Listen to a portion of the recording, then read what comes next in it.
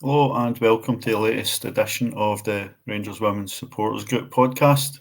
I'm Alan and tonight I'm joined by Car after a visit to Glasgow City. How are you doing, Car? Yeah, good. Enjoying the last couple of days of sunshine. Hopefully that continues, but I don't think it's gonna. Apparently there's a storm on the way, so we'll see. But aye, good day out. It was. It's nice to see everybody able to break out the short sleeves for a wee change. You know, it happens about 3 times a season, so it's always nice. Yeah, can't complain when we finally do get to just have our tops on instead of all the layers. Definitely. Well, we had some sort of team news after that coming back from Monday's draw, and probably a picky team news was Kirsty McLean on the bench. It was. We saw her back in training this week and doing her running and playing with the ball, which is always good to see. So hopefully see her back. Well, so there's only 4 games left now, so no, 3 games left now. So hopefully we'll see her towards, maybe the cup final, get some minutes, but just good to see her back on the bench. And she was running fairly quickly up and down that pitch, so good to see. Yeah, I think she's just part of the squad as the sort of warm-ups and the drills are just part of the rehab. But we started with Vic in goals, back three, Rachel, Kathy and Nick. And then Brogan and Lizzie on the wings with Liv and Chelsea in the middle, as they have been pretty much permanently since January. Jodie played as a 10 with Kirsty Howitt and Jane up front. Any surprises there? The only surprise really was the fact that Rachel Rowe wasn't anywhere to be seen and Mia McCauley not starting. Because for me, Mia has to probably play every game, but I know you've got to manage her a minute, she's young, blah, blah, blah. But for me, I'd like her to play every game. But Rachel Rowe being completely missing from the squad was a bit of a confusing one for me. And then maybe Kirsty should have started in. No, Rio should have started in beside Kirsty. It's something Joe's been trying to do. Clearly, just rotate the four strikers and try and just get a spark there. So, uh, first half, how did you think Kirsty and Jane linked up and played off each other? It was weird because Kirsty was doing a lot of the hard work. She was having to come quite deep to get balls a lot of the time, and Jane was doing the same thing but seemed to be sitting a lot deeper. They weren't really playing up top, like close to each other. There was a lot of space between them, which I didn't think, did us any justice. We didn't have the ability to get the balls where we needed to. There was a couple of times the ball was kind of floated into Kirsty, but she couldn't quite get her head on it. Had Jane been closer to her, she maybe would have been able to get something there. But other than that, a scrappy first half, a very stop-start. A lot of City players going down with knocks and niggles. Not really sure if they were knocks or niggles. It seemed to be they were popping up quite quickly after the fact. But very scrappy and just, not a great first half, but at the end of it we get a goal, so can't be too mad about it. We obviously went into a game with only three games to go and needing to turn over quite a significant goal difference. Do you think that impacted how we started? Were you quite happy with how we approached the game? There was moments where I think they were doing too much. They weren't, playing the football that we usually play. I think they wanted it so much. They knew they had so many goals they needed to score. I think that kind of got in their heads a little bit at points. They were trying too hard to get into the box and just kind of hitting things instead of not hitting things at the goal, just like hitting balls, into areas instead of actually just taking the time, getting it on the ground and just playing passes. Because there was a few short passes which they were just intercepting and then getting up the park themselves. That I think maybe that came into it, but then it's towards the end of the season, everyone's probably knackered and just wants the season to be over so they can go and relax a little bit. So maybe that came into it a bit. But before any sort of real goal with action, we lost Brogan to an injury. It saw Mia come on. Brogan seems reasonably hopeful it's nothing too bad. We spoke to her after the game, but it's always a bit of a blow losing anybody to injury at this stage of the season. Yeah, especially Brogan, who's really had a pretty good season all round when, a few injury issues before this. But she's been playing really well, so it's a bit of a blow for her. But she says she just rolled her ankle. At the time, I didn't really see what happened. I thought she'd had a coming together with one of their players, and that's what had caused it. But she says she just rolled her ankle. But you can see she was awfully upset, and it's just gutting when she's played so well, and we've rested Mia almost to have Brogan start, to then have to make that substitution, which probably wasn't in the cards for the plan from Joe and the team. So it's a bit gutting that way, but hopefully it is nothing and she's fine for Wednesday, and it's just precautionary that she comes off to get ice and rest on it. Definitely, but we went on, and before the first half ended, we took the lead. So I'll give you the floor to describe the goal. I mean, perfect time to score, because I think we're all starting to get a little bit like, is this going to happen today? Is it going to be another game where we don't score? But it comes from a throw-in, I think, from Mia. She feeds the ball into the middle of the park. Rachel kind of starts quite further back. The ball's then played to Rachel, who drives into the space, and she doesn't really kick it. It's almost like she just scoops it with her foot, and it just flies in to the middle and then just dips into the corner of the goal. And it's just an incredible goal. She loves a goal at Petershill Park. She's not scored since she's been back from injury, so it's just good to see Rachel get on the score sheet and see what it meant for everyone. And it is a goal fitting of winning a game, but we were hoping at that point we would just kick on and score a few more, but obviously wasn't to be. But just another tremendous, well worked team goal, I'll say. But from Rachel, that's just fantastic to get into that space and just catch that. It's just superb. Yeah, funnily enough, we've not heard that word for you for a while, and it's probably coincided with Rachel being at the team for so long. It probably is. But certainly an outstanding strike from Rachel. I think it's only her second goal this season. But 1-0 at half time. Were you expecting any changes second half? I don't know if maybe Rio should have maybe come on, but at that point we looked quite comfortable, albeit quite scrappy, and we were not having a great game, but we were fairly in control, other than Glasgow City had a couple of chances but not much in it. So no, I didn't really expect any changes at half time, to be honest. Before half time, actually, should mention Vic's reflexes, when it was almost an own goal.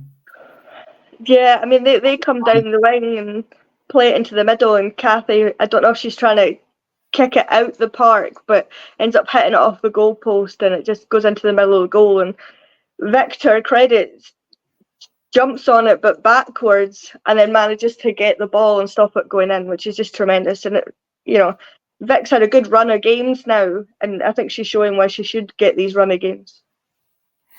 Definitely. First change in the second half was Rio coming on for Kirsty, who suffered a bit of a shoulder injury but seemed to play on after it okay.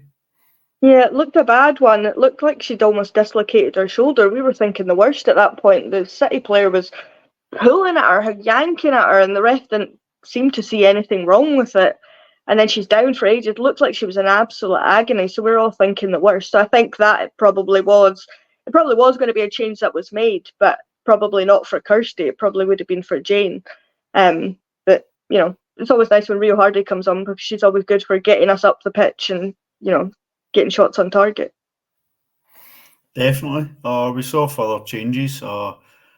Libby came on for Lizzie, and that saw Mia switch to the left and Jodie go right. And we moved to a more central three in the midfield. Tess came on for Rachel, and Sarah Ewens came on for Jane Ross to complete the subs. Surprised to see Tess playing wide right at the back again? Yeah, we all expected that she'd go into centrally and we'd push Kathy out wide, as we have done previously in the season. So I don't know what the plan was there, because Tess isn't a winger. For her credit, she can play a lot of positions, but she's not a winger for me. She doesn't really offer us the same width that Kathy would.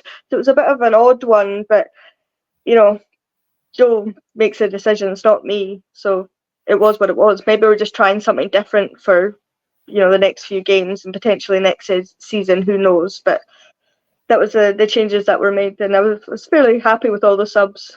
That was a bit baffling though. Yeah, I'm not sure where Rio will be in terms of suspension for the last sort of couple of games, but she picked up a booting trying to block a kick out by Lee Gibson. Possibly a bit needless to pick up that booting. Yeah, she's been doing it all season, hasn't she, though, being a bit too close from, keepers taking, goal kicks or free kicks or whatever. So, it's happened a few times this season. So she maybe needs to learn that you need to take a step back and not do silly things like that, because refs are more than happy to dish out yellow cards for stupid stuff like that, because they are yellow cards. So I don't know where she is. I don't know how many she's had. If I hadn't thought about that, to be honest, if that's going to become an issue going into the next few games, but I'm sure we'll soon find out. One sort of big sort of talking point was a quite outstanding save for Vic in the second half. She's palmed a really good strike over a bar that looked as if it was goal bound. Yeah, they take a shot from just outside the box, and the reflexes, and it's one-handed as well. It's not like she's comfortable like palming. It's one-handed straight up over the bar. That was a certain goal. They must be absolutely seething with that. But Victor, credit, hasn't played a lot of games this season and comes in, and these last few games has kept us in a lot of games with good saves. So it's tremendous to see, and one that I'll need to see back, because that was such a good save. So we pushed and pushed. We had a lot of possession. We had a lot of efforts, but it finished 1-0. The main thing is we got 3 points. Would have liked to score a lot more goals and tried to eat into the deficit, but a win today has confirmed that we're guaranteed to be playing in Europe. So I think that's the biggest thing to take out of today. Yeah, towards the end of the game, Mia had a couple of shots that, one we certainly thought was in, and then it's just gone wide, and then another one she probably should have put it in the back of the net. But we were creating things, and although not our best game, we did enough to get where we needed to go and confirm that we're hopefully away to somewhere in Europe next season to get into the Champions League. But knowing our luck, it'll be home games, and we won't get to use our passports and jet set away somewhere nice. But we'll see. But for Jo's first season as manager, it's a hell of a triumph for her to get us into that position, because I'm sure that was the aim start of the season. I'm sure the aim was to win everything, but to be at that point where you're in getting to the qualifiers of Champions League, I don't really know what's called, the mini tournament they have to get us into it. It's tremendous from her, and we'll obviously give her that motivation in the summer to go and sign some players that are at Champions League calibre for us. So it's tremendous to see. Definitely, but I think making sure we got the win just keeps us in position to take advantage of sort of any opportunity that is gifted to us midweek. Yeah, it's all we can do. We just have to go and play our games and win our games. That's all that matters at this point. And then if anything else happens elsewhere, that's obviously good for us. But we just got to keep pushing them the whole way and see can hold their nerve the best, I suppose. Before we have a quick look at Wednesday, who was your player of the match today? I think everybody can see it coming a mile away. But, for everyone's credit, I thought Jodie had a tremendous game. She was chasing every ball down that were overhit a lot of the time by players to her. Liv had a great game. Vic had another clean sheet, another great game from her. But for me, she scored the winning goal. She didn't have her best game, which, seems weird that I'm giving her player of the match for that. But that goal, won us that game. So for me, it's Rachel McLaughlin. I don't even know why I asked. It's a silly question. I think you talked through a lot of the players, and absolutely back what you say about Jodie. Liv, Vic had a tremendous game with some excellent sort of stops and was really good at taking crosses. I thought the energy Chelsea put into the game. There was one that she'd cleared the ball from a box from a corner, and she was on the end of the ball through at the other box. And she'll probably be quite annoyed with herself that she's not scored that, but that summed up the energy and the work rate that Chelsea's putting into this team. So I'd probably say no, Vic probably deserves player of the match. But we'll move on to Wednesday, and the game's been moved forward to 6 o'clock kick-off at Meadowbank against Hibs. So if you have tickets already through Fanbase for that, just be aware of the time change. You know, it is a 6 o'clock kick-off. I believe that'll have been moved because Hibs are playing at Easter Road. So my expectancy is that's why that's been moved. But it will obviously give people challenges to get through to the back end of Edinburgh for that time. But how are you feeling about Hibs away? I'm feeling pretty confident. We've done pretty well there all season, so feeling pretty confident. But Hibs have given us tricky games. There was also the cup game that we went on to win quite comfortably, but they scored 2 goals against us to kind of get themselves back in it. So really need to be on our game and try and get an early goal just to kind of settle things down. Oh gosh, sorry, just thunder and lightning just started. So I'm confident. I think this team believe that they can go out and do it. You know, playing at the same time that the other game's going on, so won't necessarily know what's happening unless somebody from the sideline tells them. So they just have to go out and play their game and win it. Hibs don't really have anything to play for, this season other than pride. So potentially they might play some of their fringe players and players just coming back from injury. But we have to go out and do our job and go and win it, get 3 points and try and get a few goals, hopefully, to eat into that deficit if we need it. Yeah, you talk about changes Hibs might make. I can see them maybe changing their backline, or Joelle Murray's announced she's retiring at the end of the season, and this will be Hibs' last home game, so I'd imagine she might come in and play. Yeah, what a career she's had, by the way. Over 500 games for Hibs, won numerous trophies with them. And I know this isn't about her and about Hibs, but it's nice to see women's players that have done really well for their clubs. Obviously, done well for Scotland. Well, ish for Scotland. It's just good to see. So I imagine she will be in to get a presentation for that. Definitely, but we're still talking about the game. We'll look at a prediction. I don't know because I got my prediction wrong for today. It's been quite close, other than the 5-2 game. I think Vic will be back and go, so I think we'll have another clean sheet. I'll say 4-0. You stole my thunder because I was going to choose 4-0. So I'll say Chelsea will score first. So you get a first goal scorer. Gee, you can never pick, can you? Because it's never the ones that you think. I mean, just because she's not scored in a while, I'll say Rio. I'm not caring if we're right or wrong about first goal scorers, as long as we go out and score and win the games, and hopefully there's another a good double in Edinburgh for us on Wednesday. But before we finish up, there are Scottish Cup final tickets. They're now on sale through the SFA website, so go in and search for the final and you'll find them. So everybody's been asking, so I'd encourage everybody to go on and get a ticket secured. Just double check you're booking in the Rangers section and not a neutral section, although I don't see that there'll be any issue sitting in a neutral section against Hearts. But before the last thing, we'll talk about the loan players, Car. Lucy Inman was on the bench. Queen's Park finished our home games this season as champions. Summer Laird was on the bench for Spartans.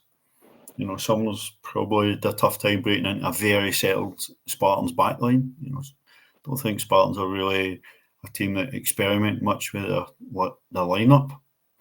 But Megan Cunningham played 90 minutes for Partick. They lost 3-0 today. Jenna Ferguson came off the bench in the 68th minute and they didn't concede any goals after that. So, without having seen the game, let's give credit to Jenna for settling the tide there. Megan Bell played 78 minutes on Friday night for Hearts, who thankfully have the next 2 days of recovery. So, hopefully they're well rested and fired up to make up for our defeat on Friday. And Motherwell left it late to win at Aberdeen, but Kayla Jordan played 65 minutes. Laura Berry played 80 minutes and scored Motherwell's second goal. And Mason Clark played 90 minutes for Hamilton. Becca Taylor's no fit enough to return, so I think that might be her season done with only 2 games left. Yeah, I mean, it probably is. For the lone players, it's been kind of up and down, hasn't it? You know, as you say, Summer Laird's probably the toughest one to get into that team. Megan Bell's kind of the last half of the season been out on loan.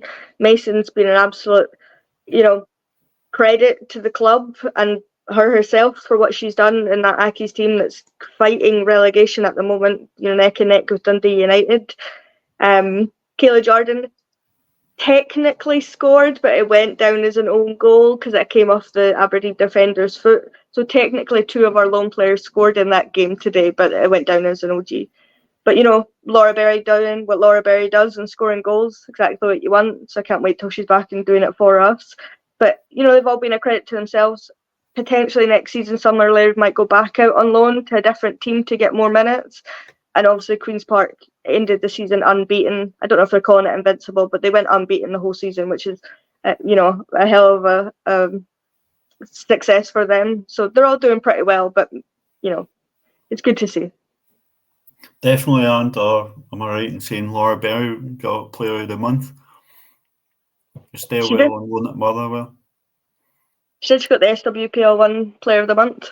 You know, I think 3 games she played in, she scored in all of them. She's obviously just been doing really well for them. So good to see.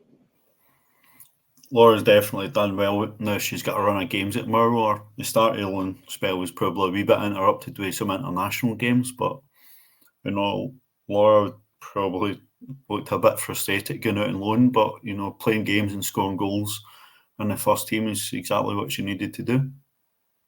Yeah, she's got valuable experience now playing for, you know, a Motherwell team that is kind of fighting for stuff. She's doing really well and, you know, scoring penalties, scoring, you know, free kicks, scoring open play goals, exactly what she needs to get that experience doing. So it'll only be beneficial for her, and hopefully next season she can be doing it for us. Definitely, but we'll probably talk at more length about who's had the best loan spell, you know, next week when the season is wrapping up. But is there anything else I've forgotten about, Car, before we call it a night? No, I don't think so. I think that pretty much covers the bases. Well, in that case, you know, it's been a relatively successful day for us. You know, we've beaten Glasgow City, we're guaranteed Europe, we're still alive in the title race, and we've a cup final to look forward to. So just make sure you get your tickets sorted, or go on Fanbase to get your tickets for Hibs on Wednesday. You know, get your tickets for Broadwood for Sunday against Partick Thistle if you've not already got them, and on the SFA website for a cup final. And see as many of you as possible there. But that's all from us tonight. So, or in the morning, or whenever you happen to be watching or listening to us talk nonsense. But thanks a lot for your company, Car. Thanks, Alan. It's always a pleasure. Right, and we'll see you all soon.